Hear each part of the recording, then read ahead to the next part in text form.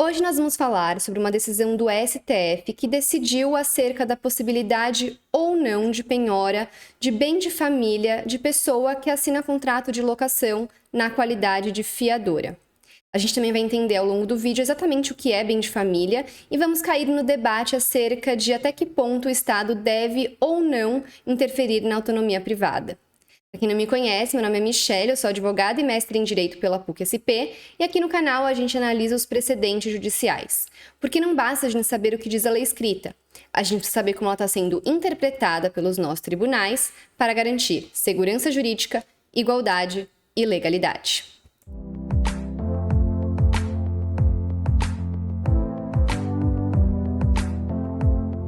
Como eu sempre falo que o meu objetivo aqui no canal é dar autonomia para você que está me assistindo também consiga abrir uma decisão judicial e interpretá-la por conta própria, é isso que a gente vai fazer aqui junto agora.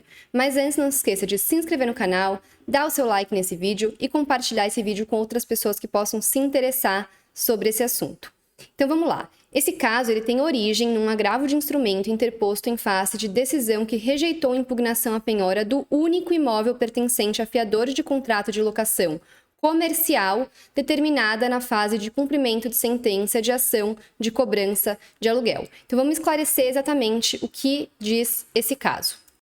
Primeiro de tudo, vamos esclarecer o que é fiador, né? O fiador é aquela pessoa que assina um contrato na qualidade de garantidor daquele preço objeto daquele contrato. Então, num contrato de locação, o fiador está assumindo o pagamento dos aluguéis e outros valores acordados no contrato de locação, caso o locatário, a pessoa que está alugando o imóvel, não consiga pagar, deixe de pagar, se torne inadimplente. Nesse caso, o fiador, se o locatário se torna inadimplente, o locador tem o direito de cobrar do fiador os valores inadimplidos, tá? Então, nesse caso, tem origem justamente numa ação de cobrança de aluguéis que não foram pagos. E aí o fiador estava sendo cobrado justamente porque ele assinou o contrato de locação nessa qualidade. Outro ponto importante desse caso é que se tratava de um contrato de locação comercial e não residencial. E por que essa diferença é importante? Porque a gente já teve uma decisão lá atrás do STF que entendeu que para contratos de locação residenciais, pode sim existir a penhora do bem de família do fiador. A gente vai entender isso muito claramente ao longo dessa análise. Mas aí esse caso teve origem, portanto, falando assim, olha, mas nesse caso a gente está falando de um contrato de locação comercial e não de um contrato de locação residencial. Então, será que para o contrato de locação comercial, que a pessoa aluga o imóvel para exercer o seu ofício, empreender, etc., também existe essa possibilidade de penhora do bem de família? E, resumindo muito brevemente, o que é o bem de família? O bem de família é aquele único imóvel pertencente a uma pessoa. Então, se essa pessoa tem só um imóvel no seu nome para ela morar e a sua família morar, aquele imóvel, em regra, pela lei, é impenhorável, ou seja, ele não pode ser penhorado para o pagamento de uma dívida inadimplida que esteja sendo executada no Poder Judiciário. Tá? Então, muito brevemente, esse resuminho, vamos voltar para o acórdão que vai ficar tudo muito mais claro.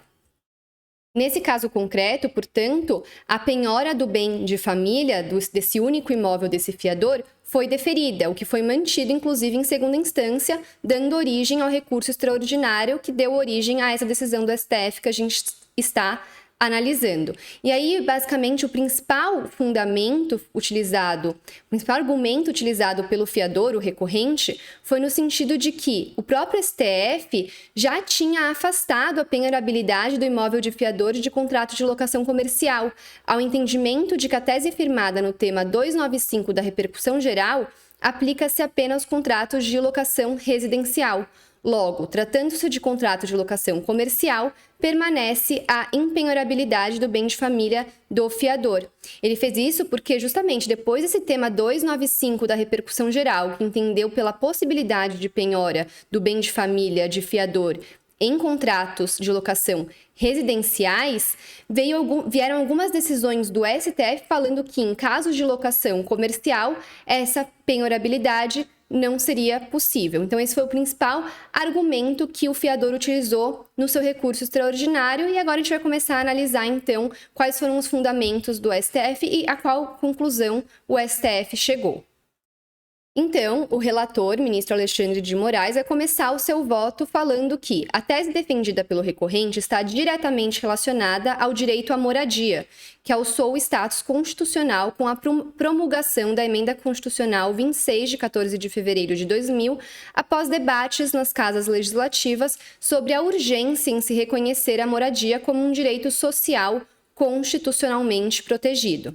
E justamente pelo reconhecimento do direito à moradia como um direito social constitucionalmente protegido, que a lei ela veio e tratou do bem de família, disciplinou duas espécies de bem de família. O bem de família convencional, regulamentado pelos artigos 1711 a 1722 do Código Civil, e o bem de família legal, que é o mais importante para essa análise que a gente está fazendo agora, que é regulamentado pela Lei 8.009 de 1990, que prescinde de qualquer manifestação dos interessados sendo instituído diretamente pela lei. Ou seja, diferentemente do bem de família convencional, que existe para aquelas pessoas que têm mais de um imóvel no seu nome e elas querem determinar qual deles, então, vai estar protegido como se fosse o único bem e, portanto, bem de família, o bem de família legal ele é presumido. Se a pessoa tem só um imóvel no seu nome, se entende que ele é bem de família e, portanto, em regra, impenhorável. Então, o próprio teor do artigo 1º da Lei 8.990 já deixa isso muito claro. Artigo 1º. O imóvel residencial próprio do casal ou da entidade familiar é impenhorável e não responderá por qualquer tipo de dívida civil, comercial, fiscal, previdenciária ou de outra natureza, contraída pelos cônjuges ou pelos pais ou filhos que sejam seus proprietários e nele residam, salvo nas hipóteses previstas nesta lei. A impenhorabilidade compreende o imóvel sobre o qual se assentam a construção, as plantações, as benfeitorias de qualquer natureza e todos os equipamentos, inclusive os de uso profissional ou móveis que guarnecem a casa, desde que quitados.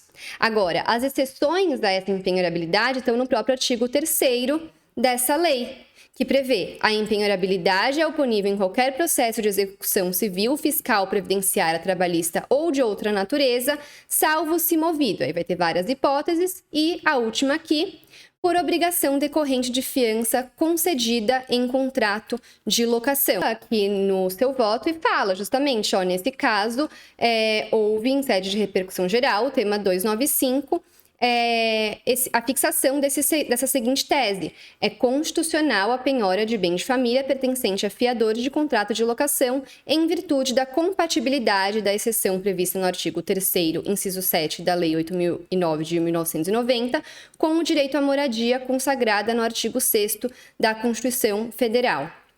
Ou seja, quando ele foi instado a se manifestar ao STF sobre a constitucionalidade dessa previsão, ele falou, não, tudo bem, é compatível e essa previsão da impenhorabilidade, essa exceção à regra, ela não viola o direito constitucional à moradia. E por que eles adotaram esse entendimento? Porque eles falaram assim, bom, a pessoa que está no contrato de locação residencial, porque o caso que deu origem ao tema 295 era um contrato de locação residencial, ela também precisa do seu direito à moradia. E muitas vezes ela só vai conseguir alugar um imóvel se ela tiver uma pessoa que assine aquele contrato como fiador. E ele não vai poder assinar o contrato como fiador se ele só tiver um imóvel no seu nome, porque esse imóvel vai ser impenhorável por se tratar de bem de família. Então, para não restringir as possibilidades de todas as pessoas que precisam alugar um imóvel de terem o seu direito à moradia, foi entendido que a pessoa que assina como garantidor dessa pessoa, na qualidade de fiador, pode ter o seu bem de família penhorado. Então, foi basicamente esse o entendimento adotado nesse tema 295. Mas, como eu adiantei, esse tema 295 teve como origem um caso que se tratava de contrato de locação residencial. E o caso de agora fala de contrato de locação comercial. Então, vamos continuar analisando a decisão para ver quais foram os fundamentos utilizados e qual foi o entendimento final do STF sobre o tema. E aí vai ficar muito claro isso aqui no voto. Ele vai começar a falar assim: poderíamos nos perguntar, então, por que estamos rediscutindo esse tema se já está resolvido? Se já resolveu que pode penhorar bem de família de fiador em contrato de locação? Por que a gente está discutindo isso de novo? E vai falar, bom, porque a partir da aplicação dessa tese do tema 295, começou-se a discutir especificamente bem de família e locação comercial. Em que pese, é importante dizer, o tema 295 não ter diferenciado, é verdade que ele se referia à locação residencial.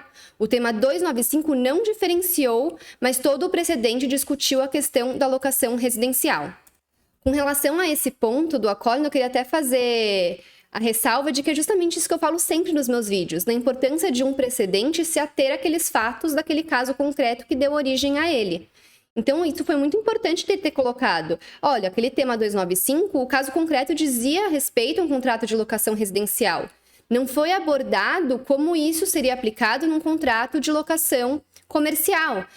Naquele precedente, a gente nem abordou isso, não foi feita essa diferença. Então, eu não posso querer que aquele precedente anterior, que estava relacionado a esse fato específico, tenha uma aplicação abrangente sobre questões que não foram, de fato, apreciadas. Isso é muito importante, porque na minha tese de dissertação, de mestrado, eu falo justamente isso, acerca dos limites e diretrizes dos precedentes judiciais. E quando esses limites e diretrizes não são observados, a gente cai numa insegurança jurídica muito grande. Por isso é super importante que, mesmo tenha um precedente que já trate sobre um tema e a gente vê esse tema é semelhante, será que esse fato diferente, nesse caso, que é o contrato de locação comercial, é um fato que representa uma distinção a ponto de afastar a aplicação daquele precedente? Então, é basicamente isso que está sendo discutido aqui. No tema 295, ficou decidido. É penhorável bem de família de fiador em contrato de locação residencial.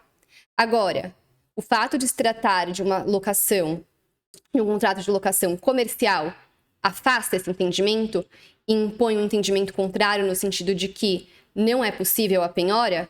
Ou esse fato não é uma distinção suficiente para afastar aquele entendimento e se mantém o entendimento de que também para os contratos de locação comercial a penhora do bem de família é possível? É isso que a gente está analisando no fim das contas. E é a partir de agora que finalmente o acórdão vai começar a se debruçar sobre isso. Ele vai começar falando assim: o inciso 7 do artigo 3º da Lei 8.009 de 1990, introduzido pela Lei 8.245 de 1991, não faz nenhuma distinção quanto à locação residencial e locação comercial. O legislador, quando quis distinguir os tipos de locação, o fez expressamente, como se observa da seção 3 da própria Lei de Inquilinato, que, em seus artigos 51 a 57, disciplinou a locação não residencial. Logo, caso a intenção do legislador fosse a de restringir a possibilidade de penhora do bem imóvel do fiador ao contrato de locação residencial, teria feito expressamente essa ressalva. Então, o primeiro argumento dele foi falar que não existiu diferença por parte do legislador entre o contrato de locação residencial e o contrato de locação comercial para fins da exceção prevista lá no inciso 7 do artigo 3º da Lei do Bem de Família. Aí ele vai começar a tratar também sobre o próprio contrato de fiança e a livre disposição do bem de família pelo fiador. Então ele vai falar, olha, o Código Civil de 2002 tratou de regulamentar o contrato de fiança, caução pessoal ou fidejussória, nos artigos 818 a 839. Trata-se, pois, de avença em que uma pessoa, fiador, garante satisfazer ao credor uma obrigação assumida pelo devedor, caso este não a cumpra. Justamente o que a gente falou no começo do vídeo. Trata-se de contrato acessório em que todo o patrimônio do fiador responderá pelo cumprimento da obrigação não satisfeita pelo devedor principal. E ele vai citar também o artigo 37 da Lei 8.245 de 1991, que prevê a fiança como uma das modalidades de garantia do contrato de locação. E ele vai citar ainda, para construir o seu argumento, que o artigo 1228 do Código Civil, embora não nos forneça o conceito de propriedade, define os poderes do proprietário nos seguintes termos. O proprietário tem a faculdade de usar, gozar e dispor da coisa e o direito de reavê-la do poder de quem quer que injustamente a possua ou detenha. Então, ele vai falar assim, olha, não obstante a lei do bem de família preveja como regra a impenhorabilidade do bem de família, em nenhum momento impõe a sua inalienabilidade ou a impossibilidade de transferir ou gravar de ônus real. Pelo contrário, mesmo tratando-se de bem de família, ao proprietário permanece o direito de usar, gozar e dispor de seu único imóvel. Em momento algum se pretendeu estabelecer verdadeira restrição ao direito de propriedade sob o argumento de fortalecer o direito à à moradia. No pleno exercício de seu direito de propriedade, o fiador, desde a celebração do contrato, seja de locação comercial ou residencial, já tem ciência de que todos os seus bens responderão pelo inadimplemento do locatário, inclusive seu bem de família, por expressa disposição do multo citado artigo 3º, inciso 7 da Lei 8.009 de 1990. Assim, ao assinar por livre e espontânea vontade o contrato de fiança em locação de bem imóvel, contrato este que só foi firmado em razão da garantia dada pelo fiador, o fiador abre mão da impenhorabilidade do seu bem de família, conferindo a possibilidade de constrição do imóvel em razão da dívida do locatário. Viu porque eu falei no começo do vídeo que a gente ia cair num debate acerca de até que ponto o Estado deve ou não interferir na autonomia privada? O argumento que ele está utilizando aqui é justamente falando assim, olha, o bem de família é impenhorável, mas nada impede que a pessoa abra mão dessa impenhorabilidade e ela mesma fale, tô aqui, eu te dou esse meu imóvel que seria impenhorável, mas eu tô abrindo mão disso para a gente poder firmar esse contrato. E o ministro vai continuar nesse sentido, olha, o direito à propriedade e à moradia não é um direito absoluto. Há, portanto, necessidade de realização de uma interpretação conciliatória entre o direito à moradia, o direito de propriedade e a livre iniciativa, de maneira a não sacrificar nenhuma das previsões constitucionais na hipótese em concreto. Reconhecer a impenhorabilidade do bem de família do fiador de locação comercial teria o condão de causar grave impacto na liberdade de empreender do locatário e no direito de propriedade do fiador. Isso porque, dentre as modalidades de garantia que o locador poderá exigir do locatário, caução, fiança, seguro-fiança, exceção fiduciária de cotas de fundos de investimento, conforme já citado no artigo 37, a fiança é a mais usual, menos onerosa e mais aceita pelos locadores. E para continuar defendendo o seu argumento da liberdade do fiador, ele fala o seguinte, olha, a gente podia falar para esse empreendedor que a ideia de afastar a exceção, ou seja, a ideia de tornar impenhorável o bem de família, mesmo que ele queira que se torne impenhorável, seria para protegê-lo. E ele poderia dizer, deixa que eu me proteja, é uma livre opção minha, eu sou o proprietário desse imóvel, eu sei que ao entrar como fiador, posso perder esse imóvel, mas preciso, porque quero empreender e quero criar o meu negócio. Estado, não me atrapalhe, não precisa me ajudar, mas não me atrapalhe porque se eu não puder mais ser fiador da minha pessoa jurídica, eu não terei o meu negócio, não vou conseguir alugar ou vou entrar em juros gigantescos de um empréstimo que vai me descapitalizar. Então, aqui é um ponto importante também, porque nessa parte do fundamento dele, eu sinto que o ministro entrou no foco de casos de fiadores da pessoa jurídica. Então, eu quero abrir um negócio num CNPJ de uma empresa que eu estou criando. E aí, para alugar a sala comercial, eu, que sou sócia da empresa, dona do negócio, assino como fiadora da pessoa jurídica. Ele usou muito esse exemplo, mas existem outros casos de pessoas físicas que são fiadoras de outras pessoas físicas também para contrato de locação comercial. E, enfim, então ele deu mais esse exemplo de fiador da pessoa jurídica. E às vezes poderia até, para os ministros que divergiram dele, a gente vai ver mais para frente, poderia ser até uma própria distinção dentro da distinção. Olha, para contrato de locação comercial que a própria pessoa física assina como fiadora da empresa da qual ela é sócia, é evidente que ela está abrindo mão do bem de família dela para poder empreender e está assumindo esse risco, né? Agora, uma pessoa que acaba cedendo, sendo fiadora para ajudar um amigo, um familiar, poderia ser diferente? Não sei, estou colocando aqui ideias para a gente pensando. Aí depois de fazer aqueles questionamentos que a gente acabou de ler, ele vai falar, me parece que vedar essa possibilidade desrespeitaria não somente a livre iniciativa, mas também a própria autonomia da vontade e o direito de propriedade do fiador, caracterizando um excessivo paternalismo estatal.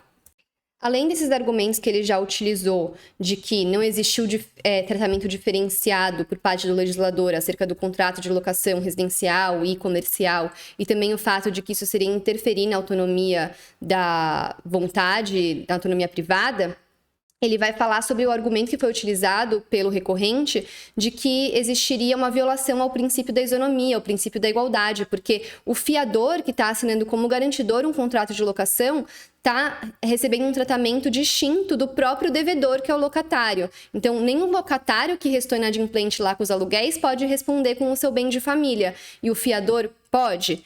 Então, ele vai rebater esse argumento dizendo o seguinte: são duas relações jurídicas distintas, uma que se trava entre locatário e locador e outra entre este e o fiador. Com todo respeito às opiniões em contrário, descabe aqui cogitar-se em violação ao princípio da isonomia. São duas situações jurídicas distintas que merecem tratamentos diferentes na medida em que se desigualam, até porque o objetivo da norma foi assegurar finalidades constitucionalmente previstas. De novo, ele está falando assim, olha, nesse caso, o fiador é diferente do locatário e ele sabe, quando ele assina como fiador, que ele está ali abrindo mão da garantia de impenhorabilidade do bem de família. Esses foram, então, os fundamentos que foram utilizados pelo ministro relator, que concluiu, então, pela penhorabilidade do bem de família do fiador, também nos casos de contrato de locação comercial.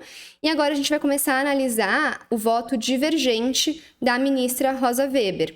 Então, ela vai falar o seguinte: a dignidade da pessoa humana e a proteção à família exigem que se ponham ao abrigo da constrição e da alienação forçada determinados bens à luz da nossa lei maior, que conferiu ao direito à moradia, estatura constitucional. Cuida-se, repiso, de direito fundamental social, e é isso que ocorre com o bem de família do fiador destinado à sua moradia, cujo sacrifício, com a vênia dos que pensam em sentido contrário e que têm visão de mundo diversa da minha, não pode ser exigido a pretexto de satisfazer o crédito de locador de imóvel comercial ou de estimular a livre iniciativa. Não vislumbro, assim, justificativa para que o devedor principal, afiançado, goze de situação mais benéfica do que a conferida ao fiador garante, sobretudo porque tal disparidade de tratamento, ao contrário do que se verifica na locação de imóvel residencial, não se presta à promoção do próprio direito fundamental à moradia. Então ela está falando aqui, ela está falando assim, olha, para mim, viola muito você falar que num contrato de locação comercial o fiador responde com o seu bem de família e o devedor principal não, porque nesse caso é diferente do caso da locação residencial, porque no caso da locação residencial você está buscando também garantir o direito da moradia daqueles que precisam alugar um imóvel para morar, para viver, para ter o mínimo da dignidade da pessoa humana, diferentemente dos casos da locação comercial que não se presta a esse fim. Então, você está vendo que ela está afastando os argumentos que foram utilizados pelo ministro relator e com os quais muitos ministros concordaram. A gente passou aqui para o voto divergente. Ela vai falar: eventual desestímulo à livre iniciativa que decorra da afirmação da impenhorabilidade do bem de família do fiador em contrato de locação de imóvel comercial não se reveste de envergadura suficiente para suplantar a necessidade de observar o direito constitucionalmente assegurado à moradia enquanto desdobramento da própria dignidade da pessoa humana e da proteção à família. Nesse sentido, a ministra vai continuar falando assim, olha, é um caso de patente distinção entre o caso do contrato de locação comercial que a gente está analisando agora com aquele precedente que analisou um caso de contrato de locação residencial. A recepção do artigo 3º, inciso 7 da Lei do Bem de Família, pela Emenda Constitucional número 26 de 2000, foi afirmada no referido precedente a partir de um juízo de ponderação entre o direito à moradia de fiadores e idêntico direito de locatários ou candidatos a locatários. E ela vai continuar falando que essa ponderação entre dois direitos de moradia não se verifica no caso de contrato de locação comercial. E por isso ela vai concluir: realçada a diferença entre as premissas que orientaram a fixação da tese no tema 295 da repercussão geral e a enfocada no presente tema de repercussão geral, e vai frisar aqui uma distinção, pronuncio-me pela incompatibilidade da penhora do bem de família do fiador em contrato de locação comercial com o direito fundamental social à moradia, bem como com o princípio isonômico veiculado no artigo 5º caput da Magna Carta. Ficou muito claro, então, quais foram os principais fundamentos daqueles que entenderam pela penhorabilidade do bem de família também em casos de contrato de locação comercial e aqueles que entenderam pela impenhorabilidade do bem de família nesses casos, né? Enquanto aqueles que entenderam pela penhorabilidade frisaram na questão da liberdade, da autonomia da vontade privada e no próprio direito de propriedade, porque se eu tenho o direito de propriedade do meu imóvel, eu faço com ele o que eu quiser, inclusive dou em garantia abrindo mão da impenhorabilidade do bem de família prevista na lei. E quem entendeu pela impenhorabilidade frisou que essa previsão de exceção à impenhorabilidade visa proteger um direito fundamental, um direito muito maior que tem que ser preservado e que entender de forma contrária seria uma violação ao direito à moradia e, consequentemente, ao próprio princípio da dignidade da pessoa humana e também ao princípio da igualdade, porque estaria tratando de forma mais onerosa o fiador, que é o garantidor de uma obrigação, do que o próprio devedor principal, que é o locatário, que nem ele pode ter o seu bem de família penhorado. Esses foram os argumentos. E aí, o que você acha que deveria prevalecer nesse caso? Né? Foi a dúvida até que eu coloquei no começo do vídeo, que eu falei que a gente ia chegar nesse debate. Até que ponto deve ou não interferir, até que ponto é constitucional ou não. Qual é a sua opinião? Deixa aqui nos comentários que eu tô curiosa para saber.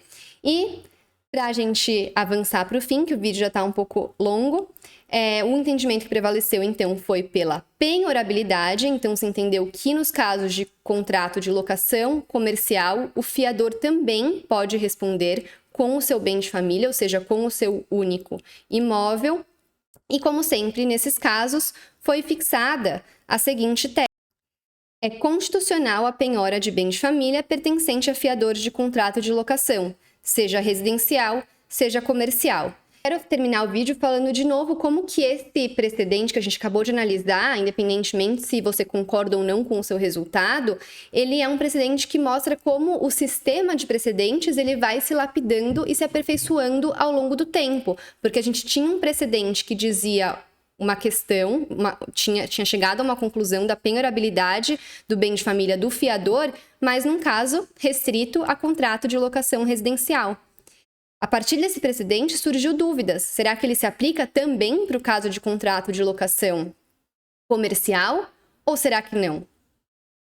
E por isso veio esse novo precedente que falou, não, esse precedente anterior também se aplica para o caso de contrato de locação comercial. Ele se tornou, portanto, esse precedente anterior, mais abrangente. Agora, antes ele dizia respeito só a contrato de locação residencial. Agora ele diz respeito a contrato de locação residencial e comercial. E se a gente tivesse outras espécies de contrato de locação, a gente poderia também entrar no mesmo debate, né? E o importante de tudo isso é que nesses julgamentos futuros, nos quais esses precedentes são lapidados, se mantenha a coerência e a integridade. Então, um fundamento que foi utilizado no precedente anterior não pode ser desconsiderado pelo julgamento posterior. Precisa ser levado em consideração e se manter uma linha de raciocínio coerente, como Dworkin fala do romance em cadeia, como se vários autores fossem escrevendo um livro e cada capítulo que fosse escrito por um outro autor não pode fugir da história que está sendo contada, precisa levar em consideração todos os fatos, tudo que foi colocado anteriormente para o romance fazer sentido e não ficar vários capítulos controversos, contraditórios, né? Então, é isso. Espero que tenham gostado. Deixem a opinião de vocês aqui sobre esse julgamento. Se tiverem ficado com dúvidas, também coloquem aqui nos comentários para que eu possa responder. Deixem suas sugestões de outros vídeos e, de novo, não se esqueçam de se inscrever no canal, dar o seu like nesse vídeo e compartilhar esse vídeo com outras pessoas que possam se interessar, principalmente pessoas que direto assinam aí contratos de locação como fiadores. É isso, obrigada e até semana que vem.